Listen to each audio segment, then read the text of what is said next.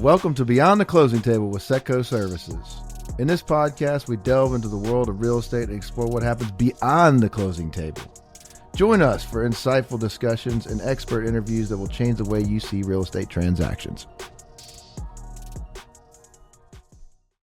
Welcome to Beyond the Closing Table. I'm George Brennan Jr., sponsored by Setco Services. Today, I have Jaden Broadway. Welcome. Thank you. With Main Street DeFuniak Springs. Did I get that right? You sure did. Absolutely. Okay. All right. Cool. And you're the executive director, right? I am. Yes, sir. Okay. So where are you from? Where are you from, Jaden? Well, I'm originally from up north, but I've been down here in Florida since I was 19. Okay. Spent a lot of my... They hired a Yankee for DeFuniak? Yeah. Where are you originally from? Southern Illinois. Okay. That's kind of Midwest, right? You know, they consider themselves Southerners. Because they're Southern Illinois. I'm telling you right now, they do. Okay. Whereabouts? Like the Carbondale area. Okay. Yep. All right. Good upbringing? As good as it could be. Huh? Well, you just told me a story. Come on. Yeah. As good as it could be? Yeah. I was raised by a single dad. I had two older brothers. So grew up hunting and fishing and. Sounds amazing. Yeah. I can drive a truck pretty good. And is it kind of rural? Very. Okay. Yeah. Now there's good deer hunting up there. The best. Okay. All right. Absolutely. Look at you. See, that's like that. That's very Southern. Yeah. Yeah. We got these little scrawny deer down here and people are like, look at this huge deer I killed. I'm like, did you just kill someone's dog? Yeah, exactly. I have a pretty large Belgian Malinois and our neighborhood has a herd of deer and he's about the same size as the biggest one. So yeah, I get it. The Florida deer, they don't have to hibernate. They don't have to eat and fatten up. I say hibernate, they're not bears, but anyway, they don't have to fatten up because there's no winter. They get cold like twice a year and we whine about it, but not right now because it's hot as hell. So, yes. All right. So you're in Florida now. Yeah. Okay. So what did you come here to do? I wanted a different life for myself. Okay. Yeah. That's fair. Yeah. Okay. So did you land in DeFuniak immediately? No, I actually came down to Panama City Beach and I got a job over at Bud and Alley's. Okay. And I was a server there. The one over there? No, the one, nope. No. Because he opened one over there for a minute. He did. Yes. Yeah. Yes, he did. But I worked at the one in Seaside. Okay. And I worked there for 5 days. Okay. Okay. My boss fired me, but joke's on him because we've been married ever since. Oh, okay. Did he fire you to get married? He fired me to date me. Yeah. After 5 days? After 5 days, I had worked Short there. courtship. Yes. Well, we dated for a while and then we eventually got married, but yeah. Okay. All right. Well, see, that's a good firing story, I guess. All right.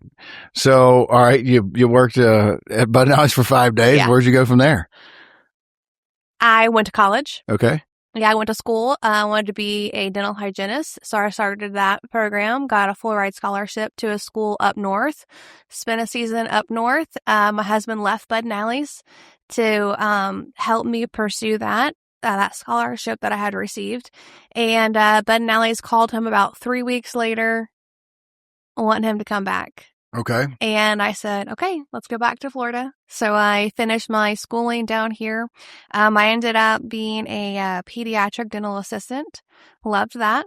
And then I spent the rest of my married career just being a stay-at-home mom. I worked for about a year in the field and decided that I just want to be at home with my kids. And I did. I homeschooled them. Okay. And I entered the workforce from full speed ahead on last September. I started working for Main Street in DeFuniak Springs. Okay. Well, what does Main Street do? So Main Street is a nonprofit. They're a 501(c), and they operate in the downtown district, and their whole prerogative is to support the downtown district, whether that's through design, beautification, historic preservation. We also do grants, and our whole mission is to help the downtown build community and also longevity. Okay. Does that involve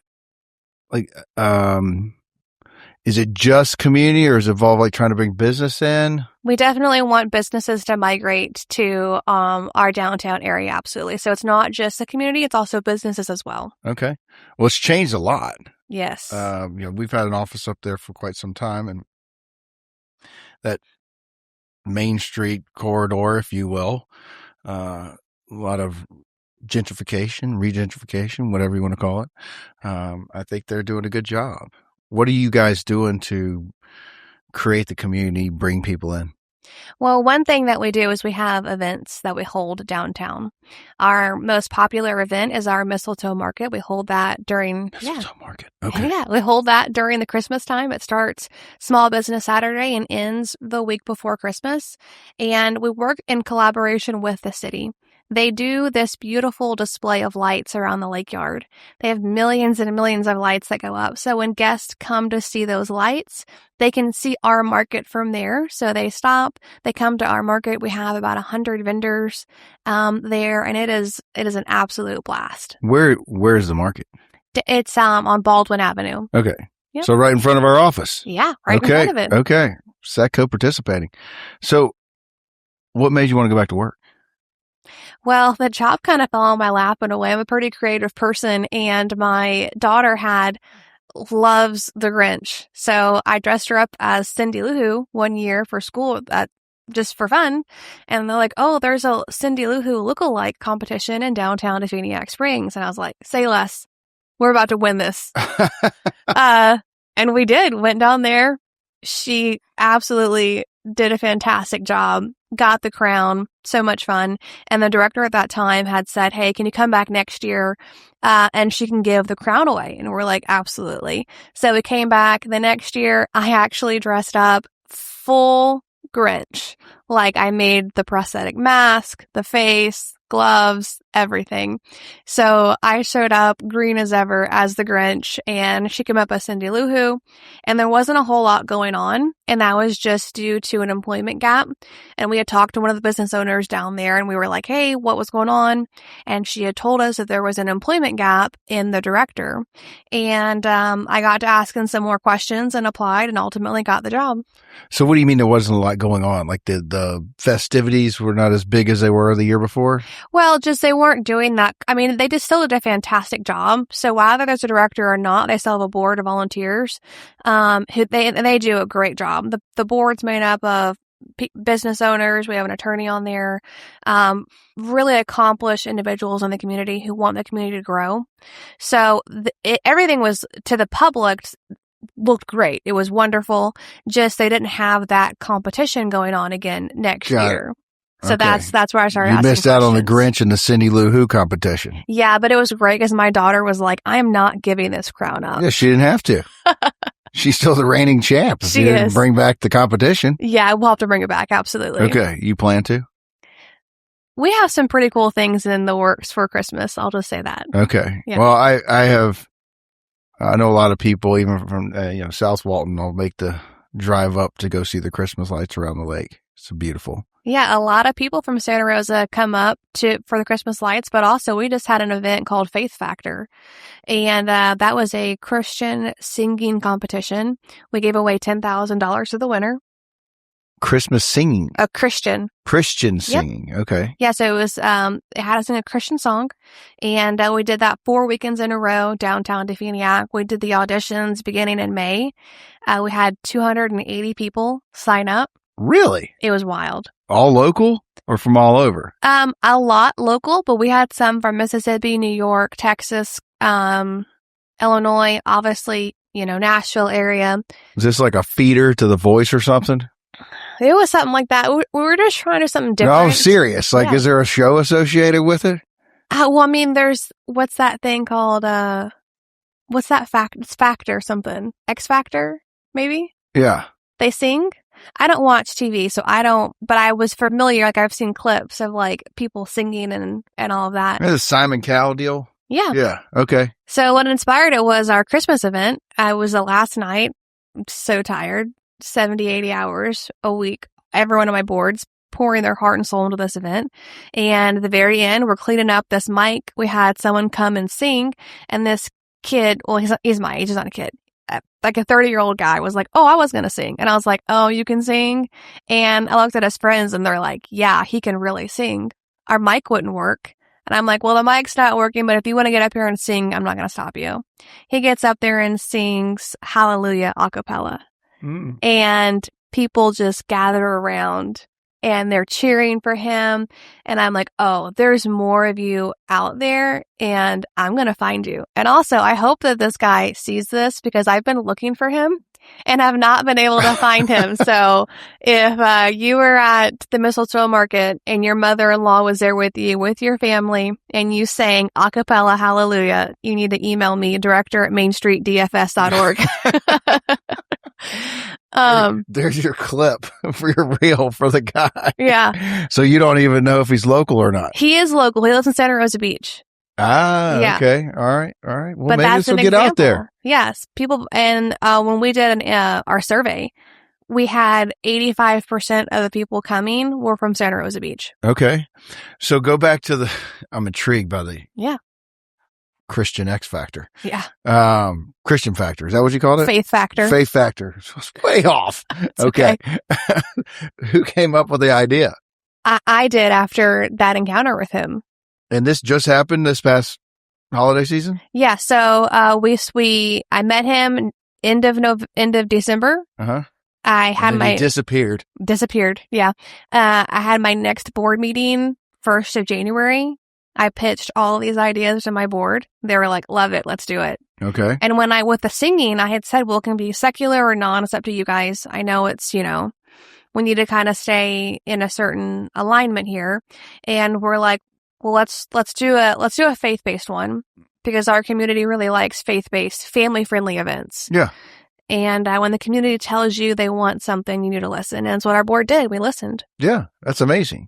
So how many, did you say 280 people showed up to this thing? 280 signed up. Okay. And the craziest thing is the application process was very simple. And we had people sign up, show up to the audition, check in, and then they'd leave. Will they get scared? That was the craziest thing. I was not expecting to watch somebody believe in themselves and then stop believing in themselves. And that was a really interesting moment that we all experienced right in front of us. Like how many?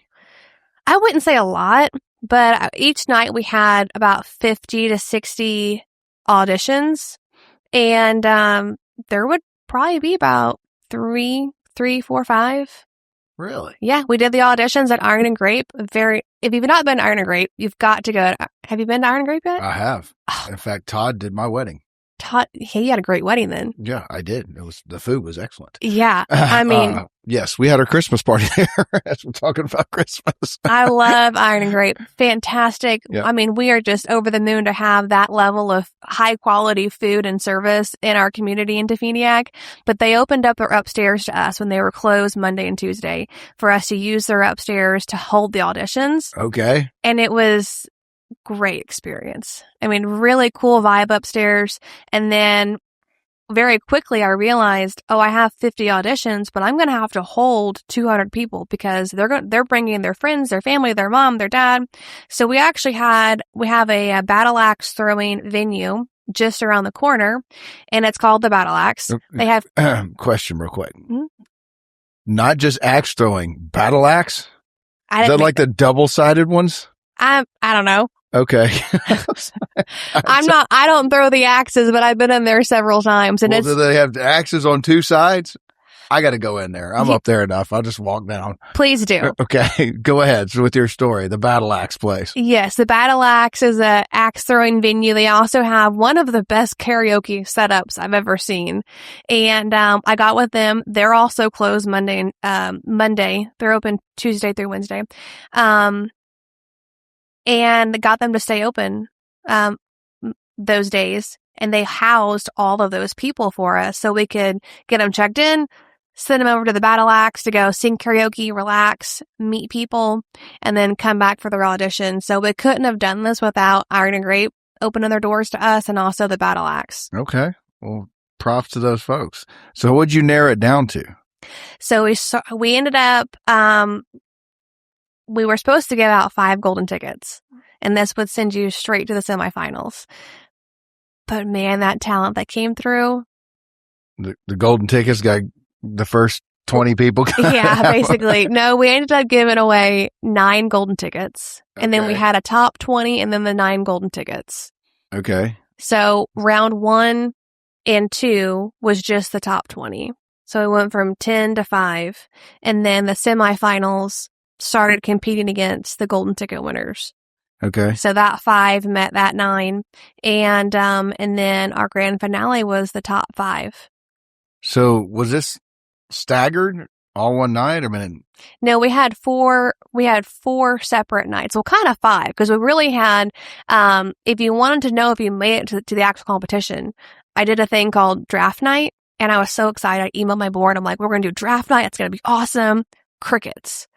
And I was like, everyone on my board is a woman, and except for one, but he does not respond to emails at all. Mark Bird, talking to you. He does not, and he knows it. We love him, but he doesn't respond to emails very much. But they didn't respond. I was like, hey, this is going to be awesome.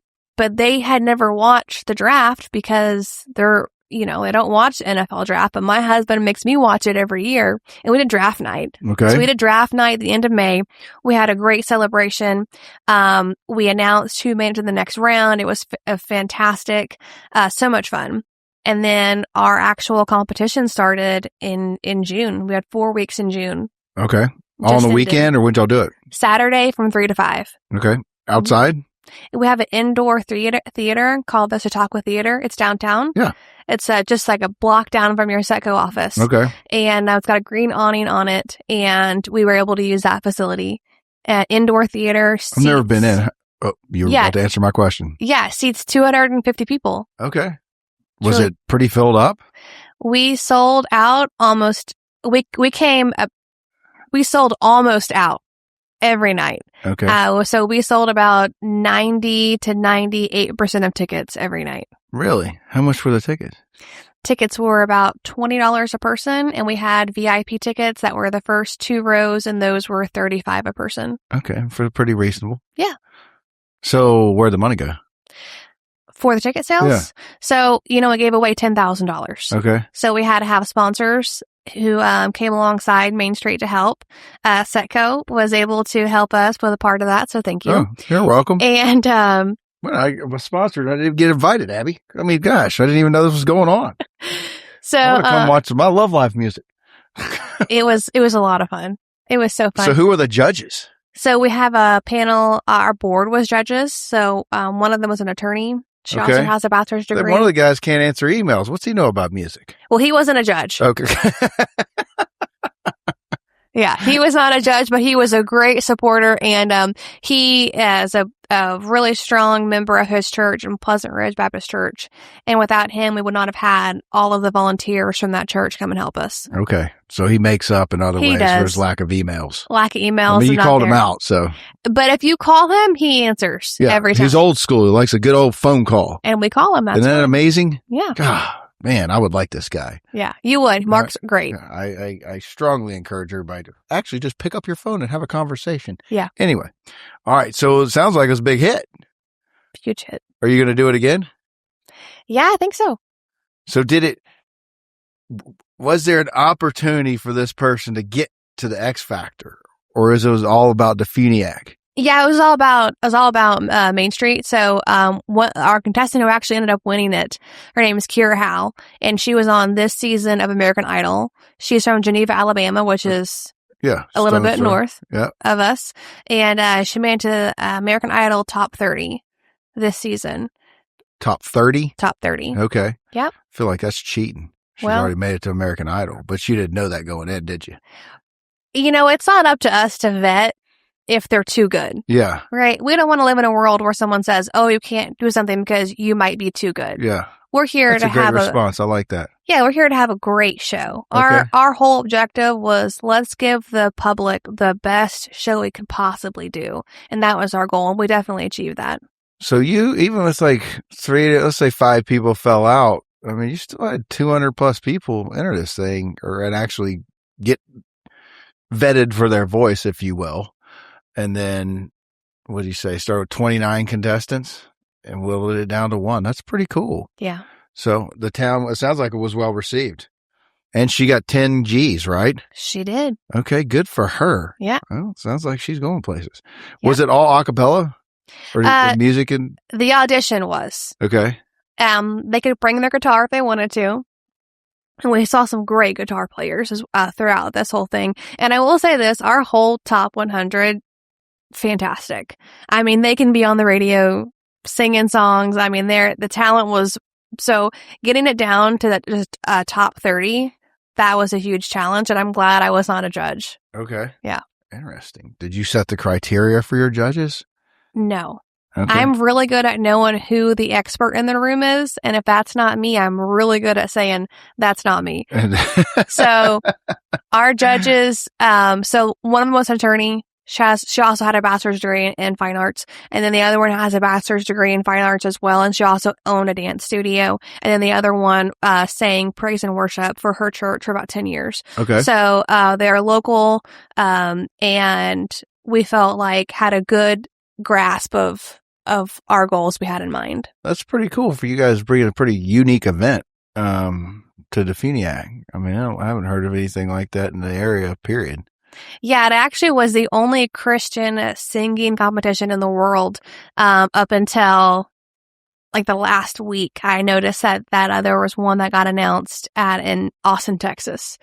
Was doing one, but they did theirs different. They only did theirs one night, and it was the top 5, and they did not give away $10,000. I'm like, well, if you're in Austin, Texas, you can fork out some money, but they didn't do it. So, okay, well, congrats on the success of that. That's pretty neat, and you're bringing energy to Main Street, right?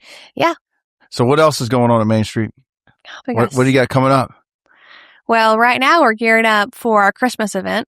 We're getting all of our themes together, getting our sponsors together, getting the things that we want to have done this year. I think we're going to change things up a little bit. I'm not sure. I don't see food trucks being in the future for our Friday events. We normally have always done food trucks. But, we have a Last Stop Brew Vault is at the end of our district. And what? Last Stop Brew Vault. What is a brew vault? Yeah. It's fantastic. I don't think I've been there. Oh, you got to go. It's locally, family owned, veteran owned as well.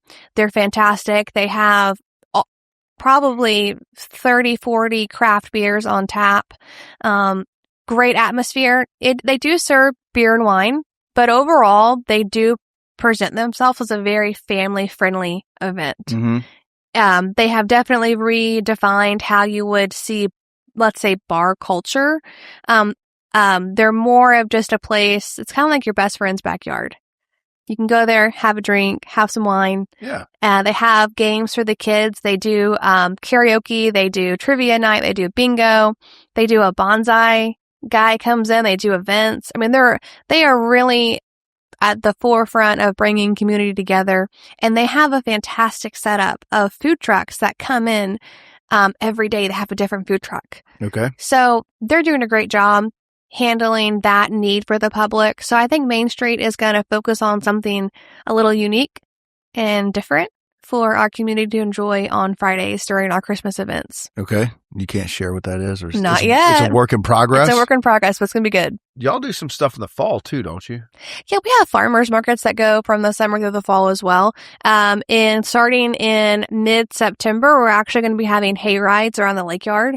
So when you come to our farmers market, you can hop on a trailer with some hay on it, and we'll take you around the lake yard. It's exactly a mile long loop around that. And our lake yard area is so beautiful. We have these incredible historic homes, some going back to 1886. And also we'll pass our library, which our library in our town is the oldest operating library in Florida. It was built in 1886, and it's an incredible piece of history. And in fact, one of our downtown businesses, Anita's Half and Half, they actually partner with the library.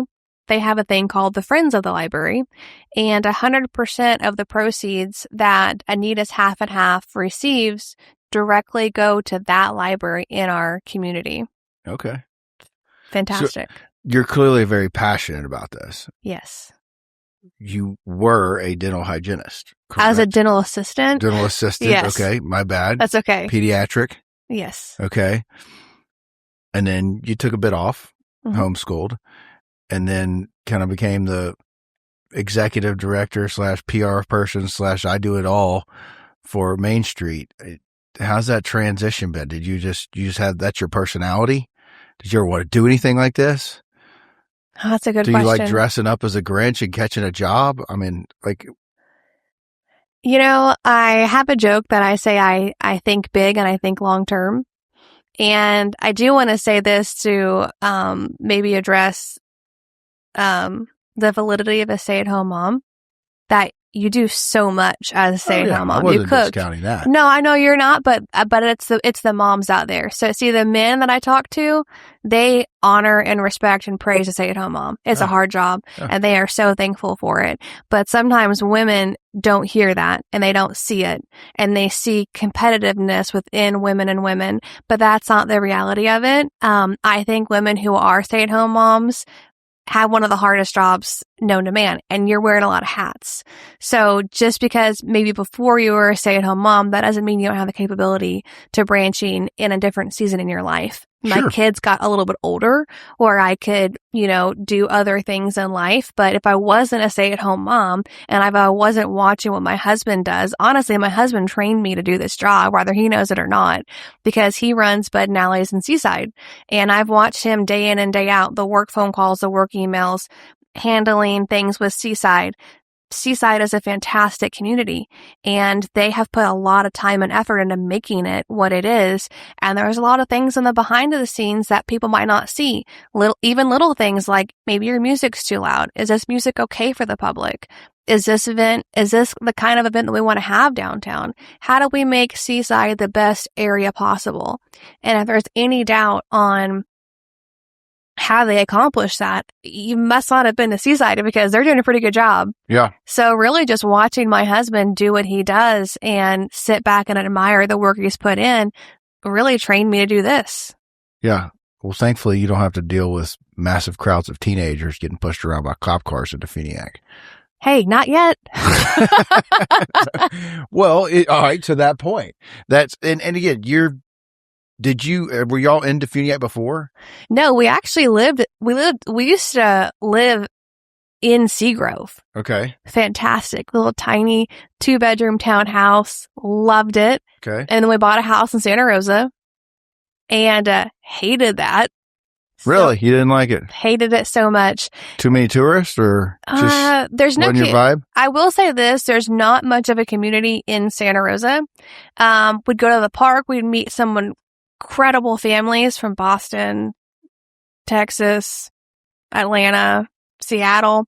You wouldn't see them again. Yeah. So we're really missing that aspect of community.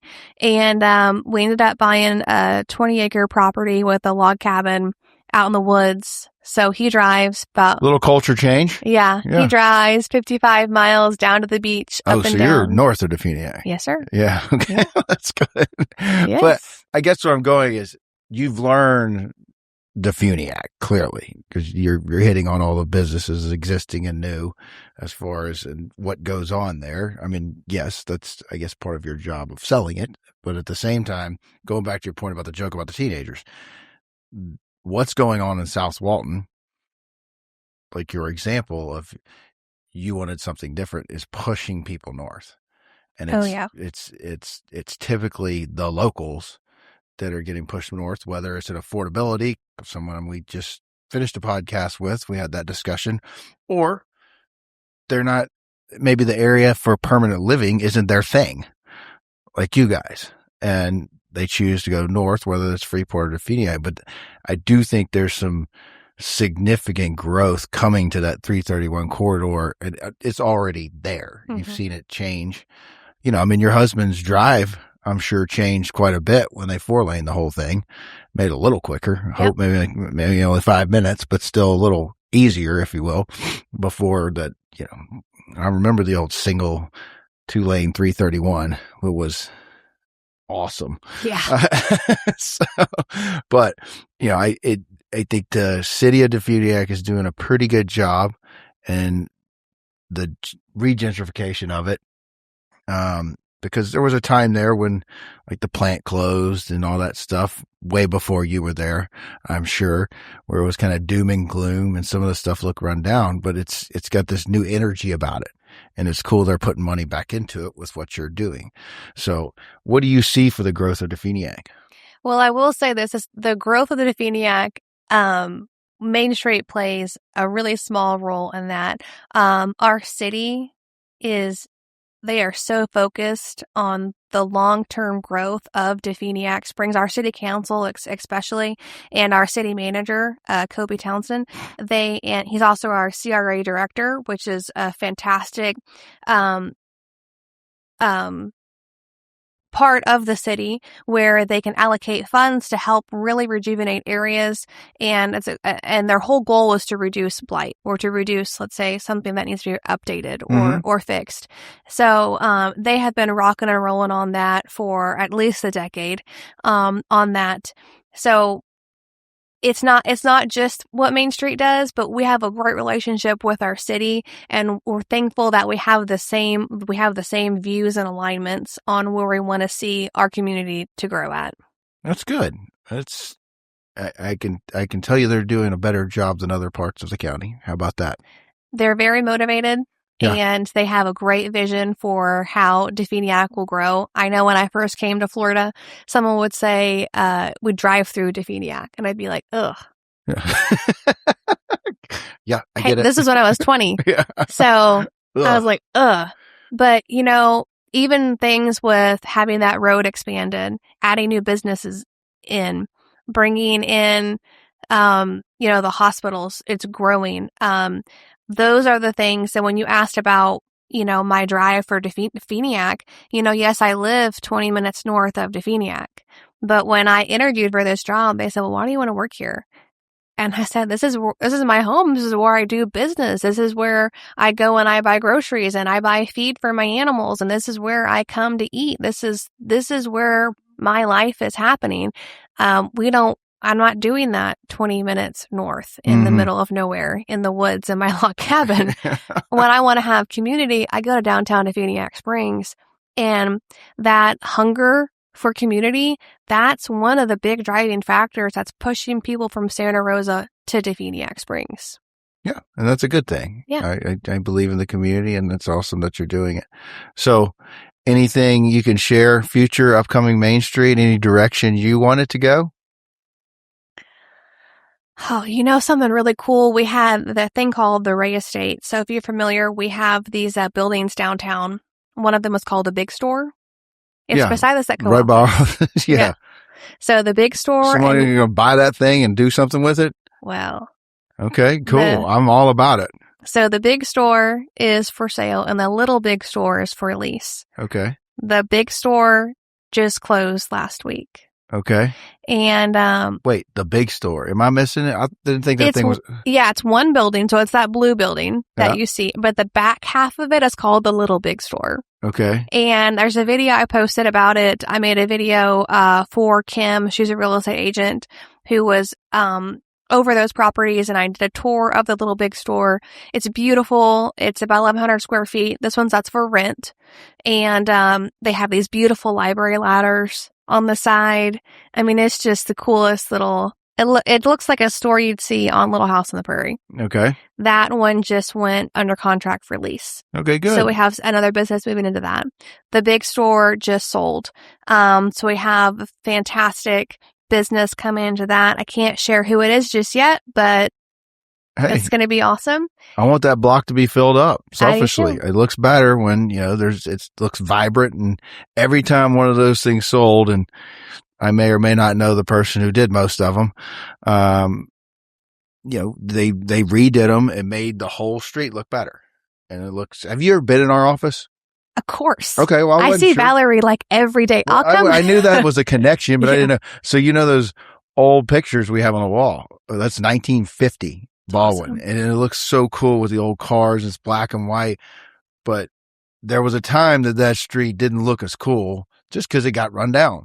And now you've got money coming back into it, business coming back into it. It just looks vibrant, and I like it. I like the direction it's heading. A big part of that is people who have a vision, who execute that, and they do that in various different ways.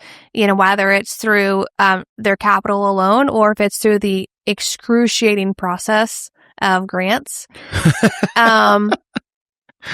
I take it that's part of what you've learned in the last year. Hey, I will tell you this, removing blight is removing blight. Yeah. And if somebody comes in, has a vision to make our town better, that's fantastic.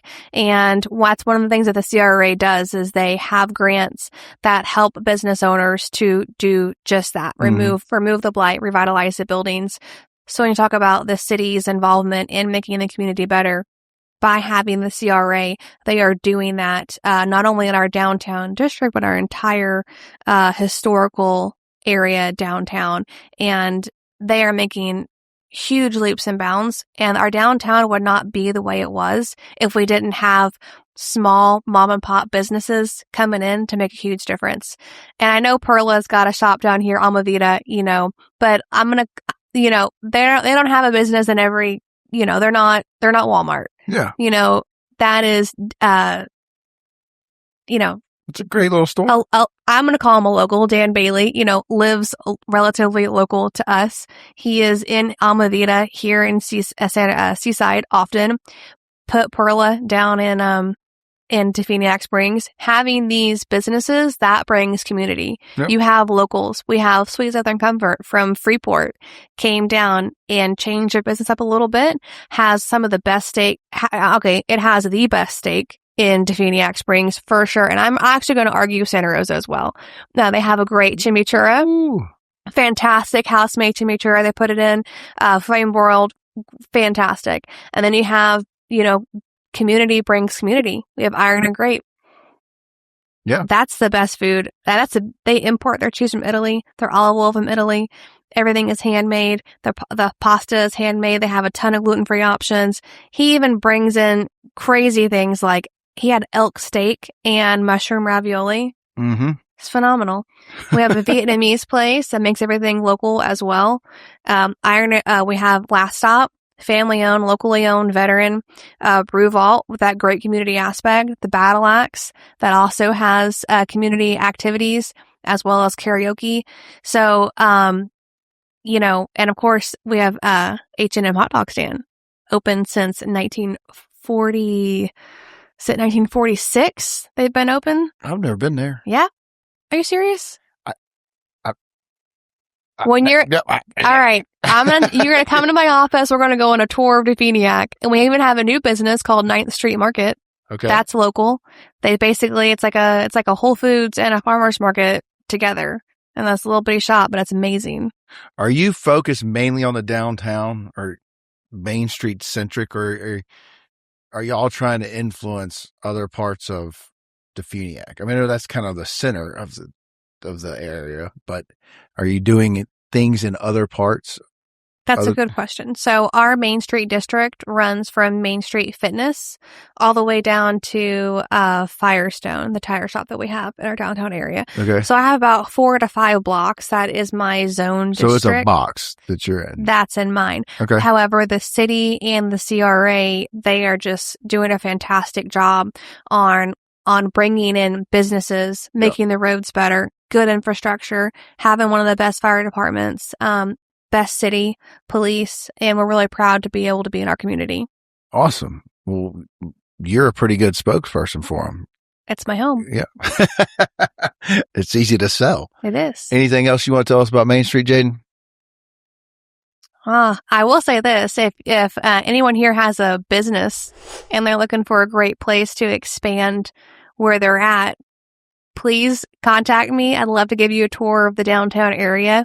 We do have some availabilities open in there. We have one building that's about 10,000 square feet. That's for sale right now. So we have buildings for sale and also for lease. So we'd love to have more businesses from Santa Rosa and beyond come find another location here in downtown DeFuniak Springs, just like Setco did. Awesome. Thank you. I can tell you're passionate about it. I am. That's what I like. But like you said, you're selling my town, right? Makes it easy. Yeah. Thank you for coming on. I appreciate you sharing today. Thank you for having me. Bye, y'all.